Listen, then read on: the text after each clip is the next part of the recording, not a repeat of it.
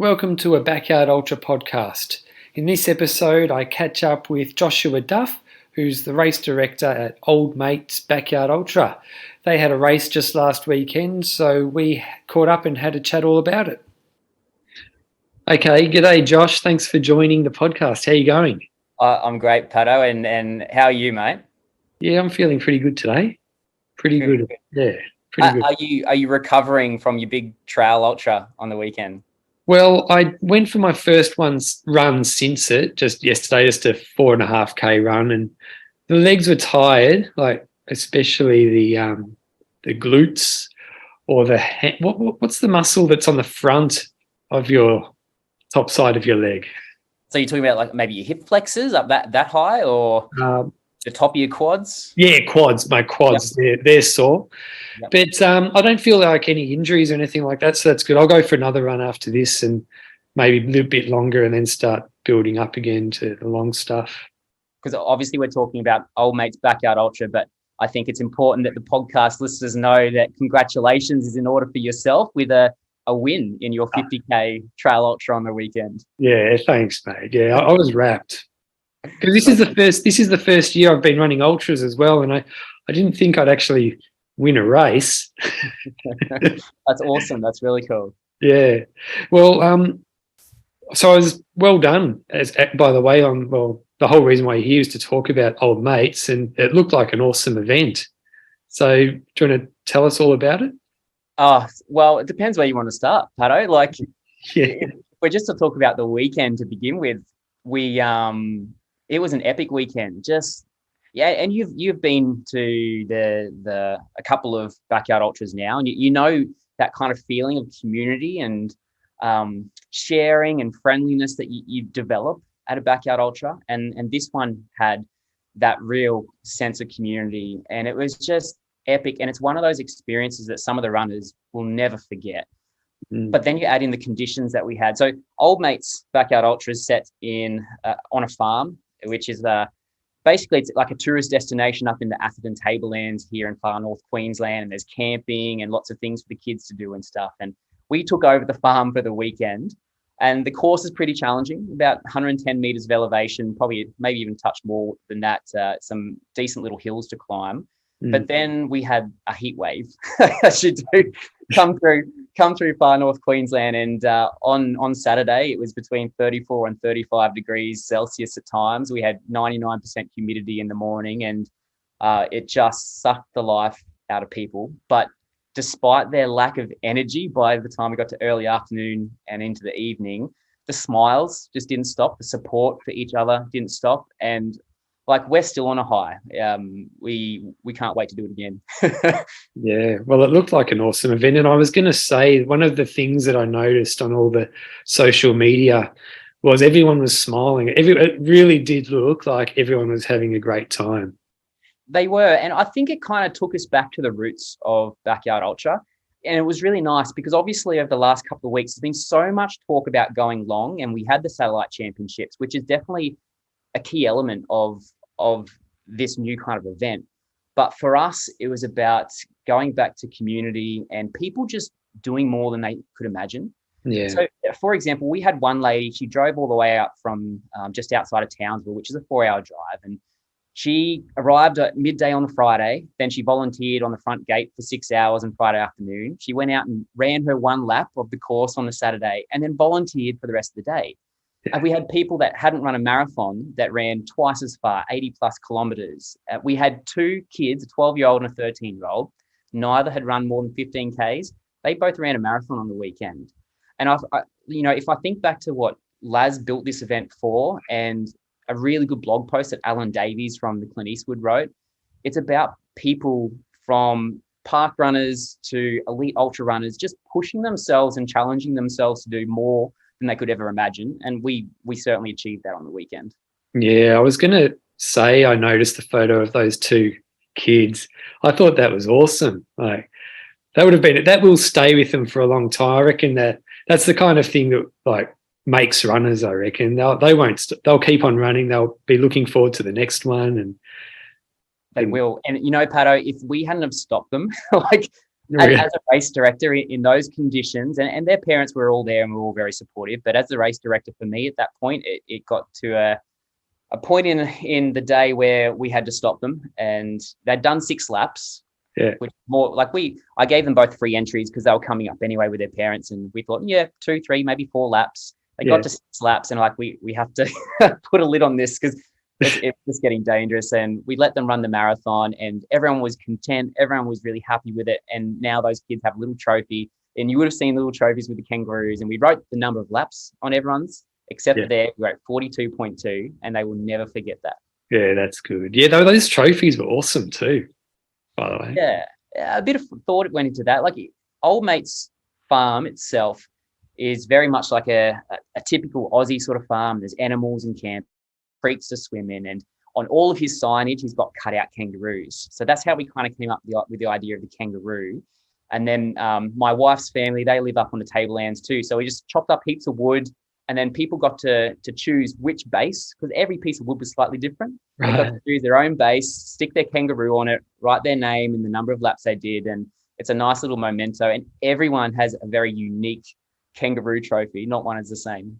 Yeah. And so have you been going to Old Mates for a long time? Like, no.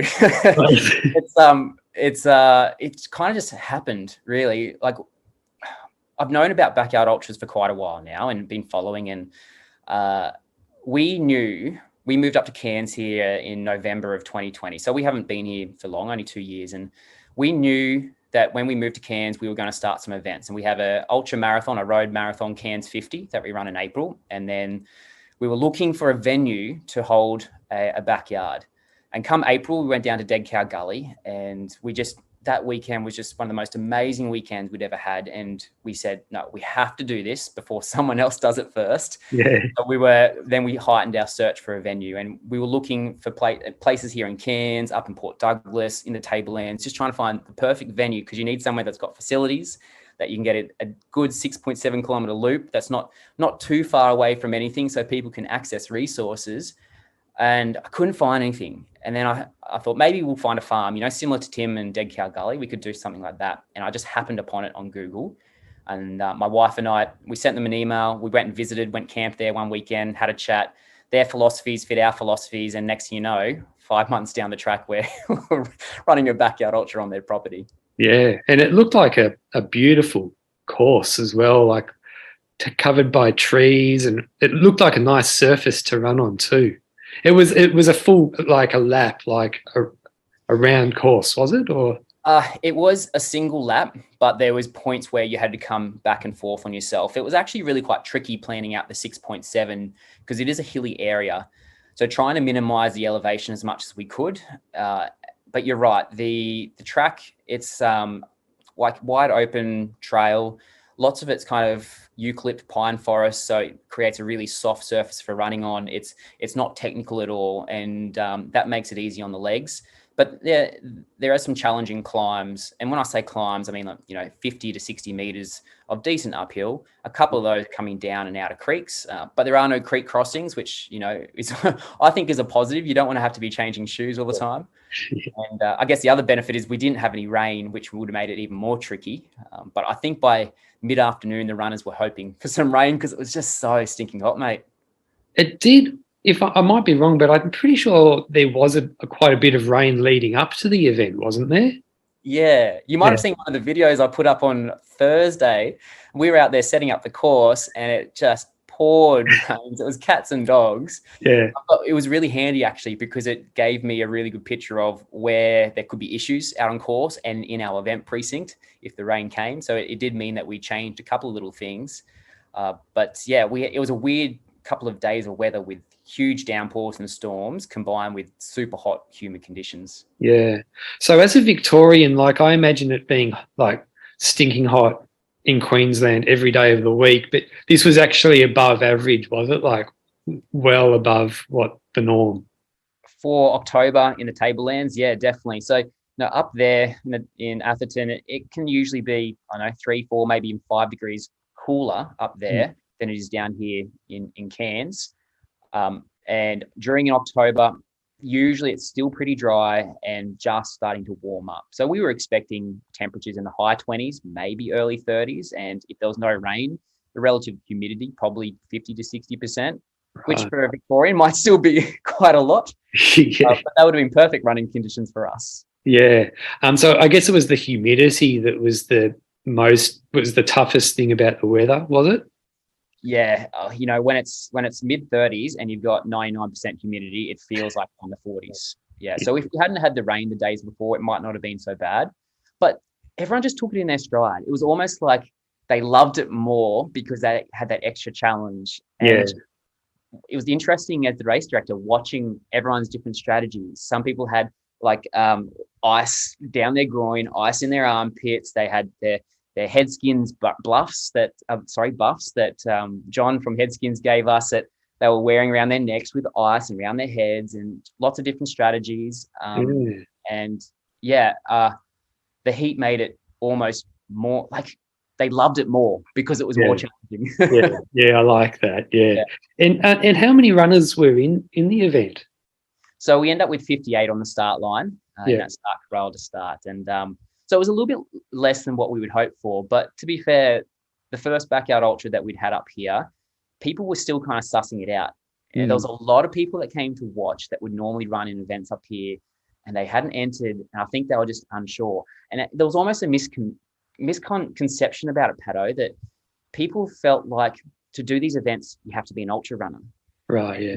I was really glad that we had people that ran 1, 2, 3, 4 laps that haven't run ultras before, just to show that it's an event for everyone. And we have like another story, a local Atherton lady, she came and ran. So she's part of Red Earth Runners, who's the big club up there. And she's 3 months postpartum. She's got a 3-month-old.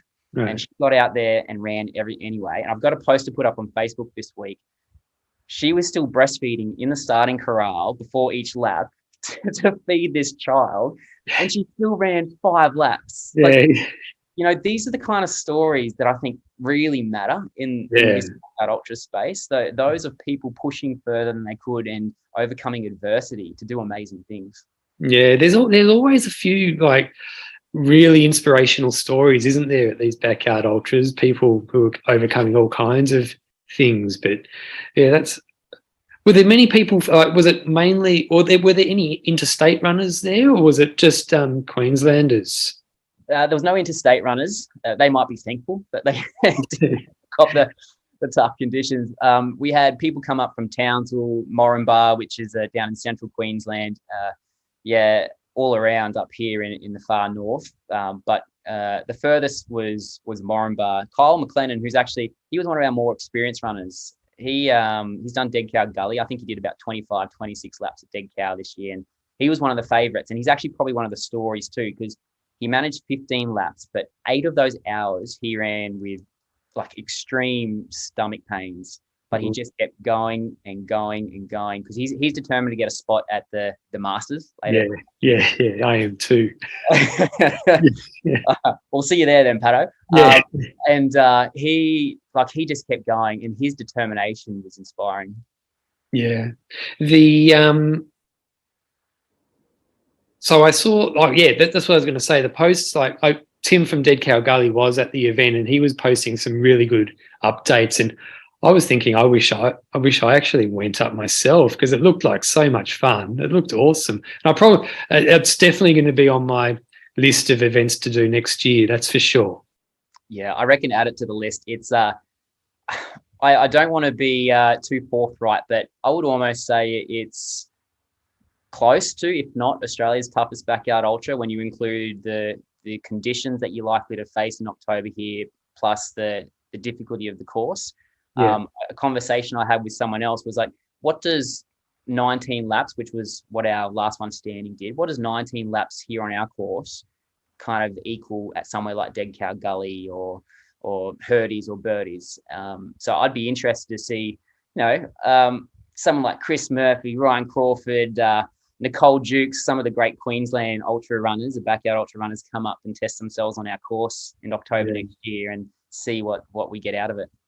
I'm not really too sure who decides those bronze and silver medal events, but I think this event would be perfect for something like that because it doesn't sound like the kind of course that you're going to get like a 40 or 50, but the winner should be rewarded somehow with one of those, you know, what I'm talking about, to get in. Yeah. Yeah. So I reckon, yeah. And to be like completely honest, Pato, it's not necessarily something that's in our thinking. Like our philosophies in bringing a backyard ultra to far north Queensland is, number one, we had people asking us about it and they wanted to experience it. And for us, it's all about the athlete experience and giving them something that, you know, money can't buy. Yeah, they buy a ticket, but it's a money can't buy experience. And as I've said numerous times already, like people having the opportunity to push past the limits with a race that is endless, that has no end, that could go forever. That's what it's more about for us. But you know, we're also humbled to be part of the bigger picture of backyard ultras in Australia and then across the world. But it's not necessarily something that's in our thinking at the moment. Yeah, fair enough. And you did mention before that you've also organised a 50k Cairns ultra marathon. That how long have you been doing that for? Well, we're a bit crazy here at Smurf and Smurfette, mate, because they are both inaugural events for 2022. So next year, so our portfolio of events is just those two, and next year we'll be consolidating and keeping it to those two events. And yeah, Cairns 50 for next year. It's got 50, 30 and 10K, and then some kids races on a Saturday afternoon. April 1 and 2 next year. And similar to this race in October, we had some unseasonably hot conditions. It was brutal this year. So if you want a challenge, it's a hard road race. Yeah, it's one to put on the list. And the dates for Old Mates will be same in 2023, will they? At the moment, it'll be October. At the moment, we're just collecting some data and doing some reflection, and then looking at the calendar for next year. Yeah. And we'll decide on a definite date. And like it's probably similar to down in Victoria. The running calendar and endurance sport calendar here in far north Queensland and Cairns in particular is jam-packed. Yeah. And you add to that trying to work around the backyard ultra calendar. So finding a date can be tricky. That's how we end up in October, you know, and it's not an ideal date for an event up here, but that's where it fits. So it'll be October, but we're not 100% sure yet when. Yeah. And what can you tell me about the last one standing? Adam Fox was his name, was it? Yeah, that's right. So Adam's he's I would say he's a bit of a big fish in a small pond up here in Cairns. He went down to Brisbane earlier in the year and he did the Guzzler 100K, which is turning into one of the big ultra runs down southeast Queensland. And in a hot field, he finished second, which was a mammoth result. When he finished on Saturday night or Sunday morning, it was 19 hours. He could have well and truly been there for God knows how long. I'm trying to convince him to come down to Dead Cow Gully with us if we can get him in entry, because I'd love to see how he stacks up against some of the best that Queensland and the country has to offer, because I have no doubt that he could be running 35 laps plus in March, April next year. Yeah. Are you running in the Masters next year? It's a good question, Pato. I have an entry in the Masters. We'll be down at our gully again next year, definitely. But the problem with the Masters, and I haven't actually spoken to Tim about this yet, but when he moved the date, it now clashes with Ironman Cairns up here. And, you know, with our business, our work, it's a massive work week. We have a heap of athletes that compete that weekend. And so whether I can actually get down to the Masters. But the problem, Pato, he keeps adding amazing runners to the list. Yeah. I go, how can I miss a chance to run with Harvey Lewis and Phil Gore and Ryan Crawford and Kevin Muller and all these amazing people? And then the wild cards, the Kiwis coming across, and it's getting harder and harder to not be there. It's going to be awesome. Are you doing the Dead Cow Gully in April though, or? Yes. Yeah. Or what else? Yeah. Well, so what's on your calendar for the next 12 months if you've figured that out? Yeah, so Dead Cow Gully was the big ticket item for the first half of next year, and it'll depend on what happens for me with the Masters as to whether we look to go really big at Dead Cow Gully or whether we use that as a training run for the Masters. So one of those will be a big A race, and then so my wife, she's 6 weeks postpartum, and she's an incredible triathlete herself. She's been to a couple of age group world championships, and she's getting back into things. So it's kind of her turn to do the big events. And for me, it's about doing a lot of the local stuff here in Cairns. So, there's a 120 kilometre ultra run from Cairns to Port Douglas that's on the list that I want to do, and lots of other little things. But that first half of the year, it's going to be either Dead Cow Gully or the Masters, hoping to go super big. Yeah. Another Victorian question. Yep. Because this race was Old Mates was held in far north Queensland, did the runners have to watch out for crocs? No. Snakes were probably more of a concern. Yes.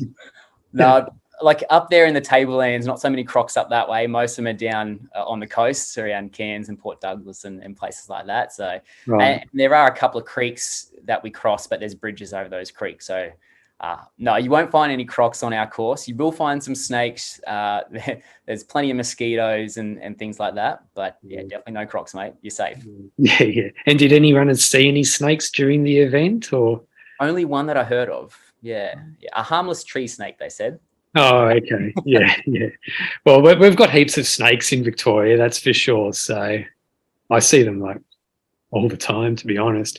They freak you out, but once you see them, it's kind of cool, you know what I mean? Because they're not worried about you unless you step on them. No, that's right. And look, it's one of the cool things about this course up there. You get to see all sorts of wildlife. I saw a beautiful blue Ulysses butterfly flying across the course at one stage, and then there's snakes, wallabies, kangaroos. There's all sorts. And then it's a great event for the family. The way we spoke about it on the weekend. It's like a family-friendly camping weekend with a bit of running on the side.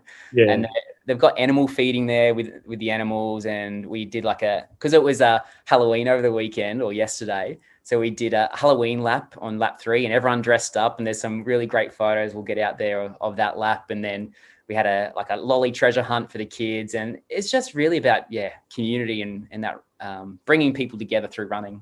Yeah, well, it looks like you absolutely nailed it. It looks like a great event, and I reckon you'll get a lot more entries next year. Well, do you have a cap on the amount of limit of runners? Yeah, so this year our max capacity was 100, and that's just because we've got heaps of space for people to camp and things, but where most of the resources and facilities are, there's not a heap of space. So we really jam-packed people in, but we've got a few plans to try and expand the amount of space that we have there and cater for more. I reckon our max capacity in the space that we have is probably around the 120, 130 mark. Yeah. So, it'll be first in best dress, I guess. Yeah, it looks well done on an awesome event. Thanks, mate. I really appreciate it, and I really appreciate having me on. Yeah, no worries. Well, thanks for coming on, and I guess I'll probably ask you to come on again in the future as well, I reckon. Fingers crossed. Hey, it might be after the Masters or after Dead Cow Gully, once I've gone, 50, 60, 70 plus laps. Yeah. Do you have that kind of aim? Is that what the sort of aim you've got? Or? Well, when we went to Dead Cow this year, it was my first backyard ultra, my only backyard ultra at the moment. So I'm very much a novice at the event still. But people were asking, what's your goal? And whatever it takes was the answer. So that's the answer at the moment, whatever it takes and as far as we can go. Because you are you do feature a little bit in the doco that they made. Like you did go pretty well. I only just featured. I was a late thought there. Everyone's like, who's this guy? Who's this kid? But like one of the things that I've learned through that one experience and then watching this experience as a race director, and I said it before that we want to go long, and it is a we. You've got the runner out there, and Phil Gore says his job is to get from the start corral to the finish line, and then in between, it's his crew's job. It is such a team effort, and I saw that on the weekend. Sorry, I'm going to keep going. I've got that's all right. A couple more stories because our last standing female, Peter Travers Jones, she went 17 loops. She was in our final 4. She ended up in hospital after on a drip. Like she pushed herself that hard, but for her, without her crew, she wouldn't have made it. So she had her mate Ben, and he was crewing. Then next thing you know, she's got another friend, Kalira, jumping in. Then I'm jumping in and helping too because, well, she is one of my athletes that I coach as well. And she wouldn't have been able to do it without her crew. And it was the same for everyone else out there. One of the other runners, Kevin Jaros, and I guess this goes back to that whole sense of community. He spent Wednesday and Thursday up there with me setting up the course, took Friday off, and then he runs 12, 13 laps on the Saturday. You know, these are selfless, generous people that are giving to the sport to allow people the opportunity to do amazing things. So yeah, we're still overwhelmed with the positivity from the weekend. It's amazing. Yeah. And you come from a triathlon background, I understand. What was the thing that made you want to do a backyard ultra? How did that come about? Yeah, I guess the ultra running thing came about in 2019, 20 COVID year. And we had a whole list of triathlons lined up. And like lots of people, when COVID hit, it's just like, it was just a kick in the guts, and I did nothing for a few months. And then I got back into running, and I've always loved running. I don't know why I did triathlon, really. Like, I run much better than I swim and bike. Right. Yeah. And the moment I came across the Clint Eastwood, and that was my first experience watching that, I had to do it. It's like most other ultra runners. It's like that thought of the unknown, like what is possible. I find it different to running a 100K or something where, you know, there's a finish line and you push yourself differently in a backyard ultra, mentally, physically, emotionally. Like, it just takes so much out of you. And there's something about that just really gets me. And I'm sure you're similar, Pato. Like, you wouldn't start a podcast about backyard ultras unless you were passionate about it like that. Yeah. And the weekend just gone reminded me of that. And on Sunday night, after I got home, I had a bit of time by myself still, because wife and kids were still away. And I watched the Dead Cow Gully documentary another 4 times, I think, just over and over again, because I couldn't help myself. So I told Tim that of the 30,000 views he's got to that documentary, I think about 1,000 of them are mine. It's an awesome documentary. I've watched, I reckon, at least 5 times. I reckon I've watched it. Yeah, it's awesome. Yeah. Well, thanks so much for tuning in or calling in. It's been a really nice chat. Well done again on organising Old Mates. It looked like a great event. And I'm sure I'll see you around. Oh, we will. I heard that there was a possibility you might be up at Dead Cow Gully next year. Well, it is my goal. I was really banking on making my 35 loops at Devil's Lair, but it's been cancelled. Yeah. So that's. And look, while you say that, like, I think we've got to all, and I haven't met Sean, but obviously we all know him. But our thoughts go out to him. He's just put so much into the ultra running scene, not just in Western Australia anymore, but across the country. And it's devastating for people, but I think we all understand it. Yeah. And I know those of us that have directed races understand the energy and the emotion that you put into it. So yeah, really feel for him. But he does such an amazing job. He's just got to, keep on keeping on with what he does. It's just incredible. Yeah. It sounds like he just bit off a little bit more than he could chew, and he just had to cancel that event, which is fine. It just means that I'm going to have to do 35 laps at the MVP, which is one of the hardest ones in Australia. That's all. Yeah. Oh, but if you do 35 laps at MVP, that's worth, I don't know, maybe 50. Yeah. Yeah. And I know Tim's talking about the course for Dead Cow Gully. I shouldn't call it Dead Cow Gully, for the Masters, and a possible night course on the road, I think, or it'll be dirt road, and you know, things like that will make a difference. But Dead Cow Gully, the potential there is untapped still. I think Ryan Crawford's record there of 40 odd laps, 46 laps, something like that, is well below the potential that course has. Yeah, I'm looking forward to it. All right. Well, thanks, Josh. It's been a really good chat, and enjoy the rest of your day. I will. Thanks, Pato. Cheers. All right. See you, mate. If you like this podcast, it would be awesome if you could like, subscribe, comment, share, all of that kind of stuff. Hope you enjoyed the episode, and have a good one.